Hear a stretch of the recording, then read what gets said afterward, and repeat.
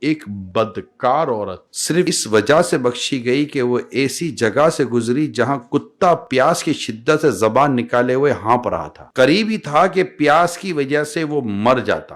اس عورت نے دیکھا تو اپنا موزہ جرابیں اتار کر اسے اپنی چادر میں باندھا اور قریبی کنویں سے پانی نکال کر کتے کو پلا دیا۔ بس اس عورت کی بخشش ہو گئی۔ رسول پاک صلی اللہ علیہ وسلم نے فرمایا، ایک عورت کو ایک بلی کے بند کرنے پر عذاب کیا گیا جو بھوک سے مر گئی۔ اس عورت نے نہ اس کو کھانا کھلایا نہ آزاد کیا کہ وہ زمینی جانوروں سے اپنی خوراک حاصل کر لیتی۔ یعنی ایک کتے پر رحم کرنے سے بخشش اور ایک بلی پر ظلم کرنے سے عذاب۔ جو جانور پر رحم کرے اس کی بخشش، اور جو نبی پاک کی امت سے رحم کرے اس کے لیے کتنا انعام ملے گا۔